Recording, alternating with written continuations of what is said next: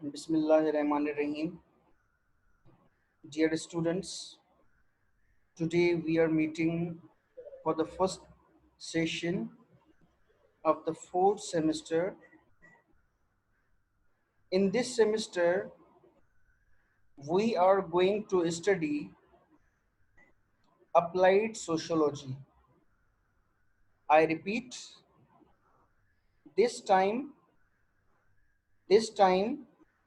the course that we are going to study is applied sociology. बेटा ये sociology जो है ये तो आप 2 सेमेस्टर पढ़कर आए हैं और फिर तीसरे सेमेस्टर में हमने सोशल साइकोलॉजी को पढ़ा था। अब चौथे सेमेस्टर में, और जो कि हमारा आप लोगों के साथ आखिरी सेमेस्टर है, इसमें हम अप्लाइड सोशोलॉजी पढ़ रहे हैं। बेटा जो 2 सेमेस्टर्स में हमने सोशोलॉजी पढ़ी थी वो थ्योरिटिकल सोशोलॉजी थी। जिस तरह से आप 11वीं और 12वीं जमात में थ्योरी एंड प्रैक्टिकल पढ़कर आए हैं, एक थ्योरी होती है और फिर उसका प्रैक्टिकल होता है, बायोलॉजी का सब्जेक्ट होता है, केमिस्ट्री का सब्जेक्ट होता है, फिजिक्स का सब्जेक्ट होता है। उसकी पहले आप लोग थ्योरी पढ़ते हैं और उसके बाद आप उसका प्रैक्टिकल भी करते हैं। तो बिल्कुल वही कॉन्सेप्ट सोशोलॉजी में आप अप्लाई करें। 2 सेमेस्टर आपने सोशोलॉजी पढ़ा और उसमें थ्योरिटिकल कॉन्सेप्ट्स पढ़े कि सोशोलॉजी में क्या क्या चीज़ें डिस्कस होती हैं। सोसाइटी के मुख्तलिफ पहलुओं पर हमने बात की, लेकिन अब इस एक वर्ड की इसमें एडिशन हुई है, एक लफ्ज़ का इसमें इजाफा हुआ है जिसको हम कहते हैं अप्लाइड सोशोलॉजी। यानी सोशोलॉजी के वो थ्योरिटिकल कॉन्सेप्ट्स जो हम 2 सेमेस्टर्स में पढ़कर आए हैं, अब इस सेमेस्टर में हमें उनकी एप्लीकेशन पढ़नी है, यानी उनको हमने अप्लाई करना है। तो बेटा किस में अप्लाई करना है? सोसाइटी के अंदर जितने भी सोशल प्रॉब्लम्स पाए जाते हैं उन प्रॉब्लम्स को डायग्नोज करना है, उनको अंडरस्टैंड करना है, उनके सॉल्यूशन के लिए सजेशंस देनी है। बेटा ये तीनों चीजें हम कर रहे होंगे, लेकिन उस वक्त हम ये सोशोलॉजी के जो प्रिंसिपल्स हम डिस्कस करके आए हैं 2 सेमेस्टर्स में, उनको हम अप्लाई कर रहे होंगे। उम्मीद है आप लोगों ने ये जो अप्लाइड सोशोलॉजी वर्ड है इसका बैकग्राउंड थोड़ा समझ लिया होगा कि अप्लाइड सोशोलॉजी में हम क्या करने जा रहे हैं। Point number 1, applied sociology is the study of social problems of a society and their solution। यानी अप्लाइड सोशोलॉजी में आप क्या करते हैं? स्टडी करते हैं। किस चीज को स्टडी करते हैं? सोशल प्रॉब्लम्स को स्टडी करते हैं। वो सोशल प्रॉब्लम्स कहाँ पे होते हैं? वो सोसाइटी में होते हैं। यानी आप सोसाइटी में मौजूद जो समाजी मसाइल हैं उनको आप समझने की कोशिश करते हैं अप्लाइड सोशोलॉजी में। फकत और फकत उन मसाइल को स्टडी ही नहीं करते, समझते ही नहीं, बल्कि उनको सॉल्व करने के पैटर्न पर भी बात करते हैं कि उन मसाइल को हम सॉल्व कैसे कर सकते हैं। उनके सॉल्यूशंस भी आप प्रपोज करते हैं कि फलां प्रॉब्लम के लिए फलां जो है सॉल्यूशन बेस्ड है। Now let's discuss the definition of word social problem. बेटा सोशल प्रॉब्लम में दो अल्फाज आते हैं। फिलहाल सोशल को हटाते हैं, फिलहाल फकत प्रॉब्लम के ऊपर हम बात करते हैं। What is the problem? There are two classification of problems. One is individual problem या personal problem and one is social problem. बेटा एक मसला वो होता है जो आपका जाती मसला होता है, आपका इनफरादी मसला होता है, उसको हम कहते हैं पर्सनल प्रॉब्लम या उसको हम कहते हैं इंडिविजुअल प्रॉब्लम। यानी एक बंदे कोई मसला है, उसका वो जाती है, उसका इंडिविजुअल है। लेकिन एक मसला है जिसको हम कहते हैं सोशल प्रॉब्लम, यानी वही दिक्कत, वही इशू, वही डिफिकल्टी अगर मेजॉरिटी लोगों को फेस करनी पड़ जाए तो फिर वही डिफिकल्टी सोशल प्रॉब्लम बन जाता है। इसका एक मैं सादा सा मिसाल देता हूं। आपका मोहल्ला है, उस मोहल्ले में 1000 घर हैं, यानी एक छोटा सा टाउन है या कोई गांव है, कोई भी है, 1000 घर हैं उसमें। अगर एक घर में बिजली का प्रॉब्लम है, यानी कोई लाइनें वगैरह टूट गई हैं या कुछ फॉल्ट आ गया है, लेकिन 999 घरों में मसला नहीं है, वहां पे बत्तियां जल रही हैं, पंखे चल रहे हैं, तो बेटा वो जो लाइट ना होना है वो उस एक घर का इंडिविजुअल प्रॉब्लम है या उनका पर्सनल प्रॉब्लम है। उसमें के इलेक्ट्रिक वालों का कुछ भी कसूर नहीं है।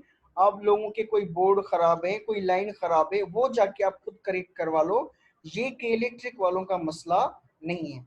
तो बेटा ये इंडिविजुअल प्रॉब्लम है।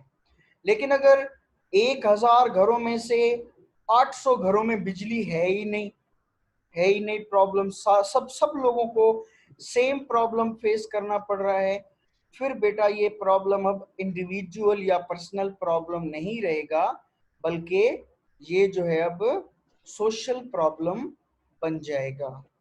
यानी अब डेफिनेशन क्या हुई सोशल प्रॉब्लम की?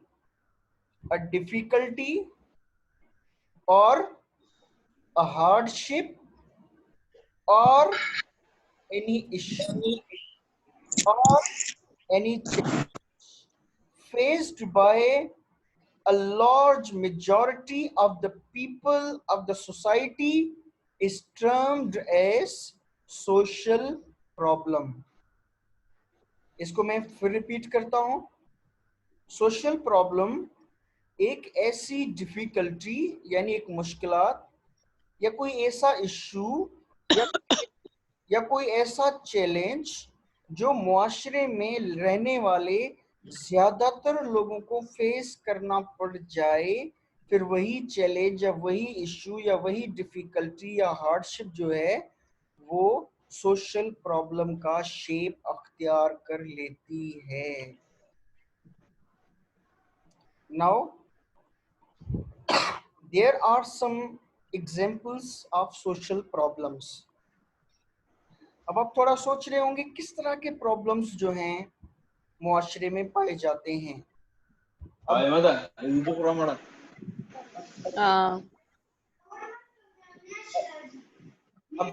अब बेटा किसकी माइक खुली पड़ी है?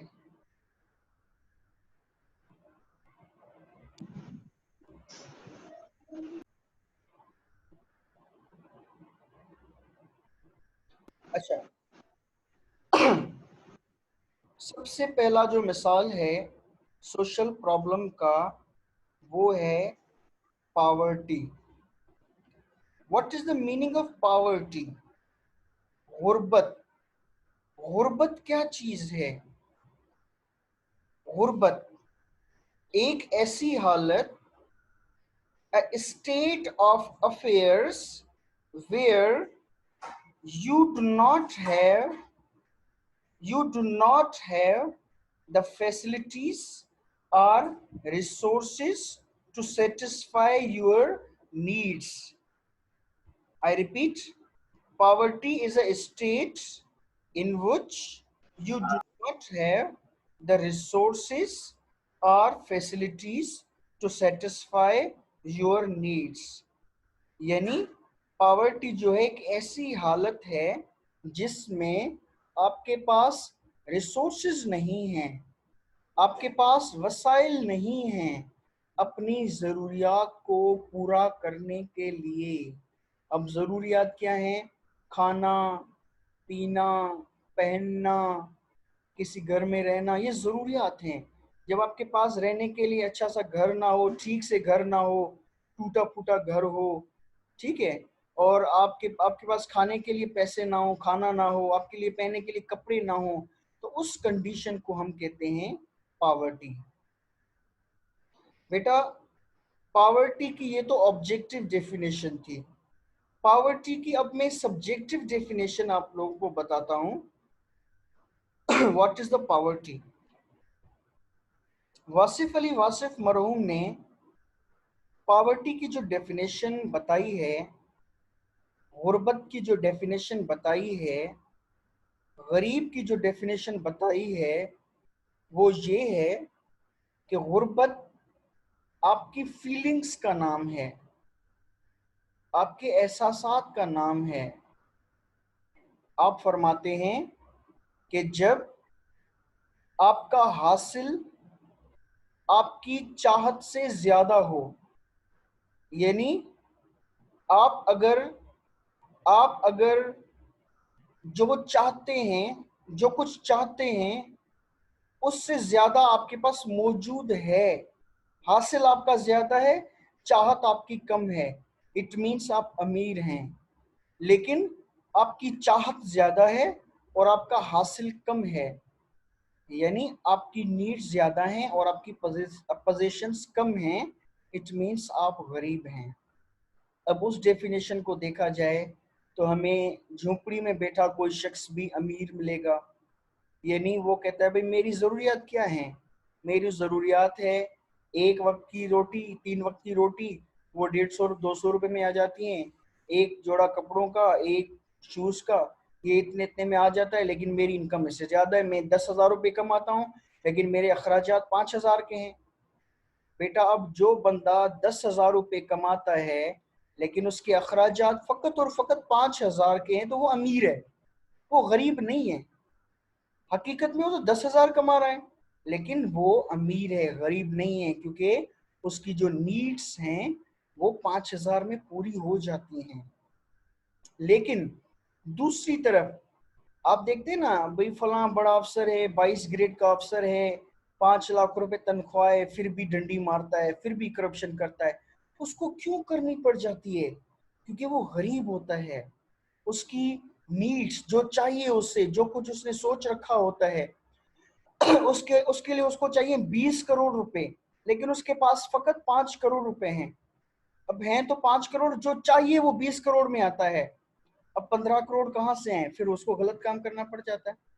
तो हो सकता है कि 5 करोड़ रखने वाला भी गरीब हो, और हो सकता है कि 5-10 हजार रुपए कमाने वाला भी अमीर हो।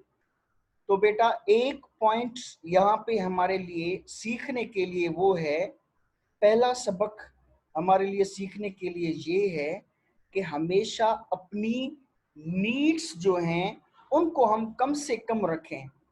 हम करते कि हम क्यों गरीब बनते हैं, मुआशरे में गरीब क्यों ज्यादा होते जा रहे हैं मुआशरे में?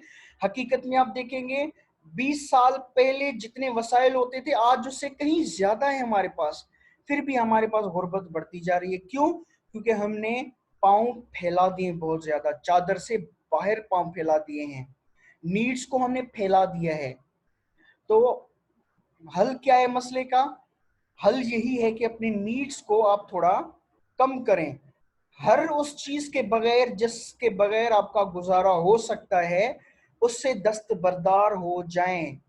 यही वाहिद हल है इस गुर्बत से निकलने का, वरना आपको फिर गलत रास्तों का इंतखाब करना पड़ेगा अपनी नीड्स को सेटिस्फाई करने के लिए।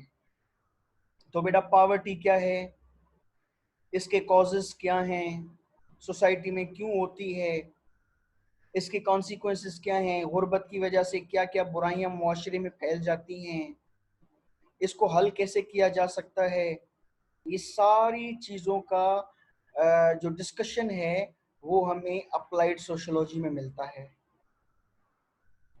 उसके बाद unemployment. Unemployment a state in which you are able to work and you want work but you don't find work।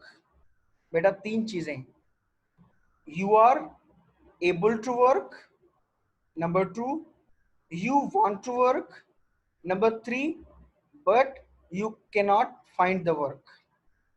आप काम करने के अहल हैं, काम करना भी चाहते हैं, लेकिन आपके पास करने के लिए कोई काम नहीं है, इसको हम कहते हैं अनएम्प्लॉयमेंट। अच्छा,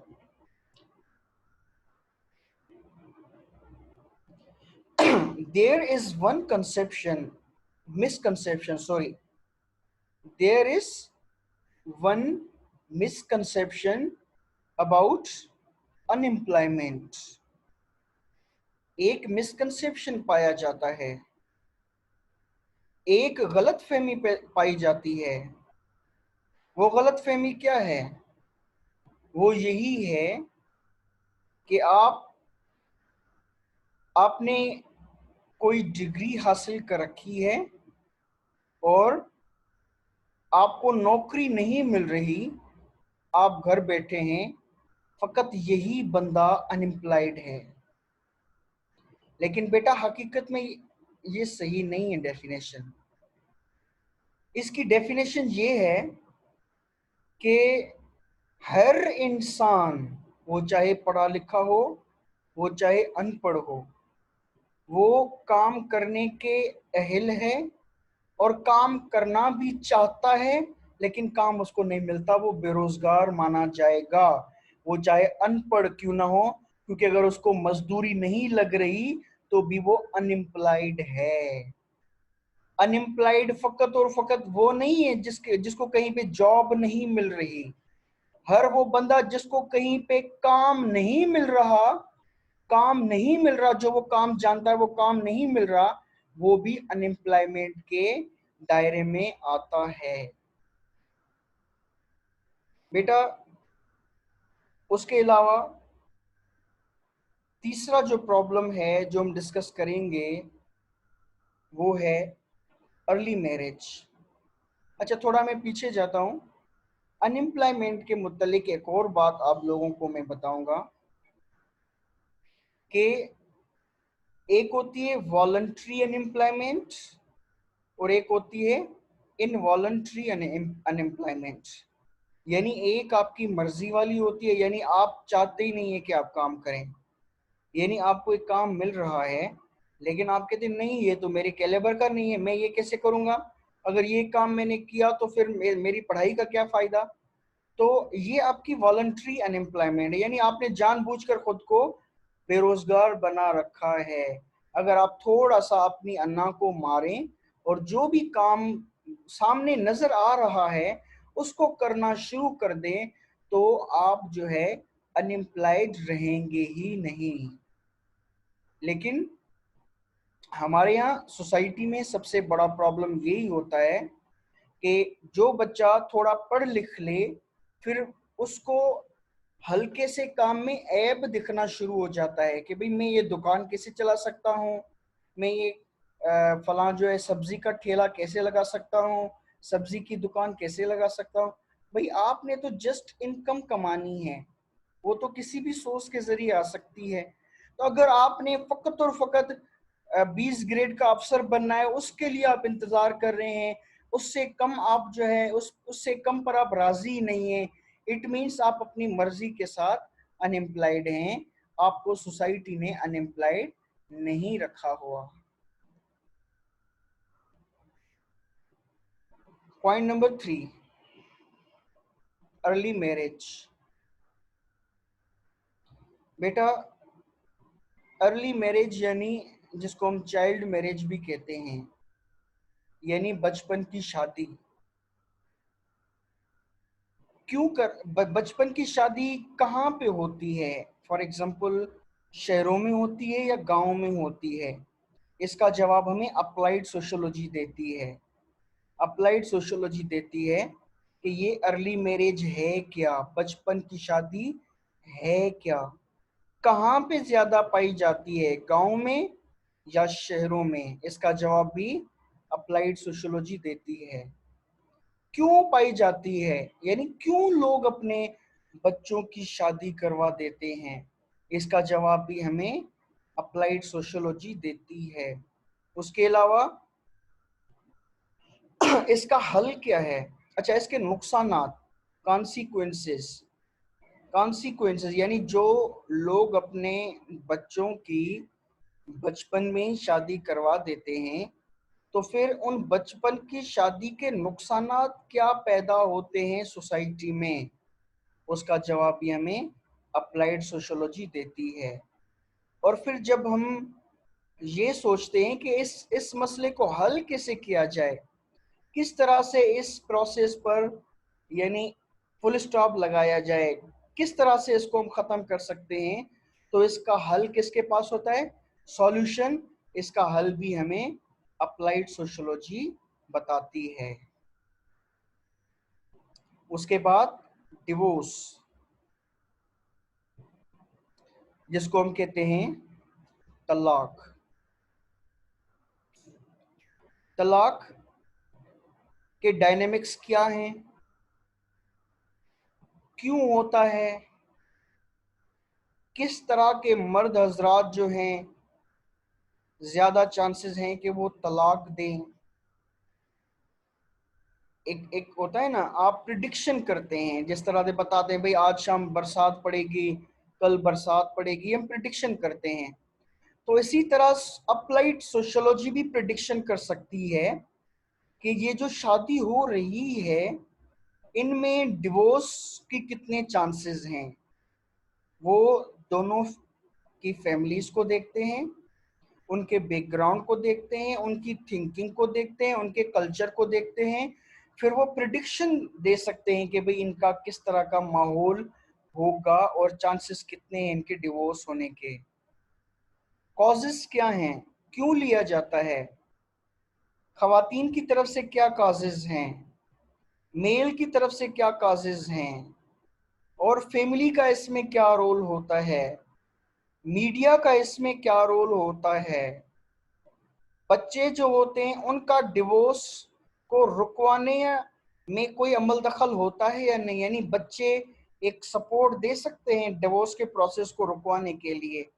तो इन सारे सवालात का जवाब जो है हमें अप्लाइड सोशियोलॉजी से मिलता है।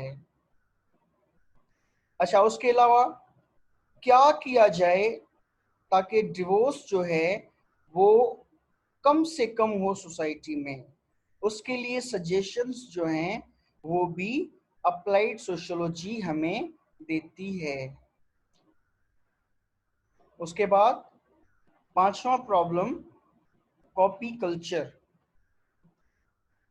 बेटा ये एजुकेशनल इंस्टीट्यूशन का बहुत ही हॉट इशू है, तालीमी इदारों का बहुत ही हॉट इशू है कॉपी कल्चर।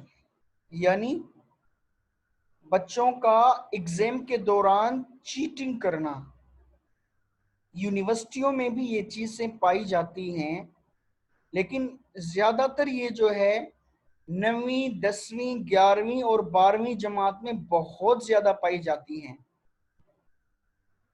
पहले ये होता था अगर किसी ने चीट किया और वो बताता था कि मैंने चीटिंग किया है, मैंने कॉपी की है, तो लोगों की आंखें बड़ी हो जाती, अच्छा आपने चीट किया है, ये गलत काम किया।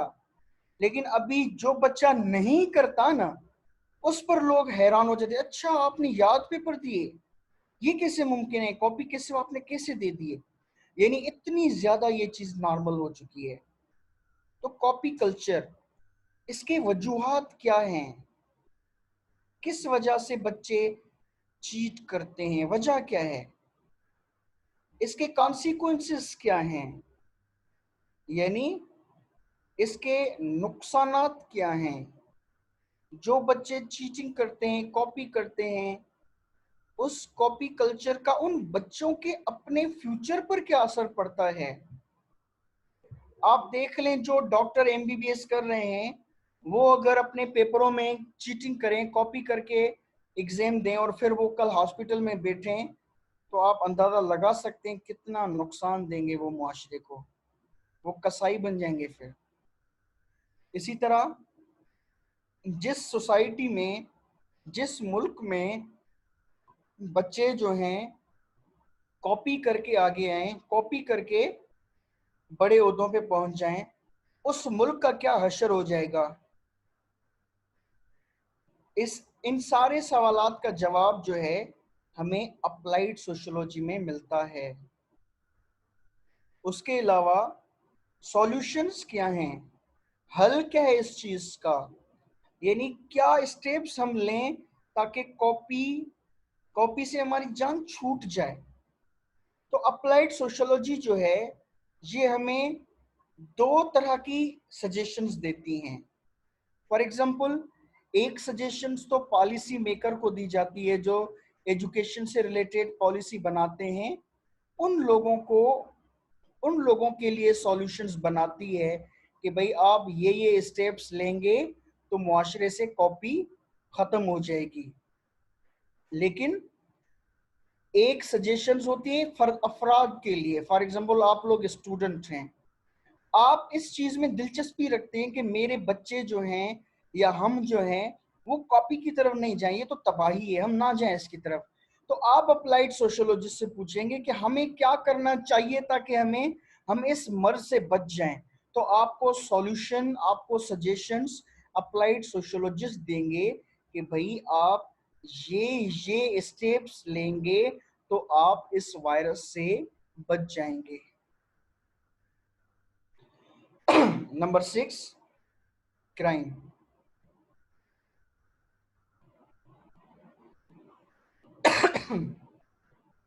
क्राइम जिसको हम कहते हैं जुर्म। जुर्म क्या होता है, क्यों होता है, कॉजेस क्या है, वजूहात क्या है। एक बंदा जो थाने में बंद है, जेल में बंद है, उसने जुर्म क्यों किया, वो क्रिमिनल क्यों बना, इस क्यों का जवाब आपको अप्लाइड सोशियोलॉजी देती है। उसके अलावा जहां जहां पे क्राइम होता है वहां पे उनकी फैमिली पर क्या असर पड़ता है। फॉर एग्जांपल, आपके आपके मोहल्ले में क्राइम ज्यादा है, अब आपके मोहल्ले पर क्या उसका असर पड़ने वाला है। वहां पे प्रॉपर्टी रेट जो है वो डाउन हो जाएंगे, उस मोहल्ले में कोई रहने के लिए तैयार नहीं होगा, आपके रिश्तेदार आप लोगों के पास आएंगे ही नहीं घूमने, भाई आप किस मोहल्ले में रह रहे हैं। ठीक है, वहां पे जो है यानी आप लोगों के साथ आना जाना लोगों का कम हो जाएगा। ठीक है, उस मोहल्ले से आपका नाम जुड़ा है तो आपका नाम भी यानी थोड़ा बदनाम हो जाएगा। तो ये सारे असरात होते हैं क्राइम के, एक क्रिमिनल के जो उस मोहल्ले में रहता है। अब आप अंदाजा लगाएं जिस फैमिली से वो बिलोंग करता होगा, यानी उस फैमिली पर क्या असरात पड़ेंगे, वहां पे कौन रिश्ता भेजेगा, वहां पे कौन ताल्लुकात बनाएगा। तो ये सारे जवाबात हमें अप्लाइड सोशियोलॉजी से मिलते हैं। हल क्या है इस मसले का, किस तरह से हम क्राइम को कम कर सकते हैं, इसकी सजेशंस जो हैं वो भी हमें अप्लाइड सोशियोलॉजी से ही मिलती है। फिर आते हैं इलिटरेसी पर।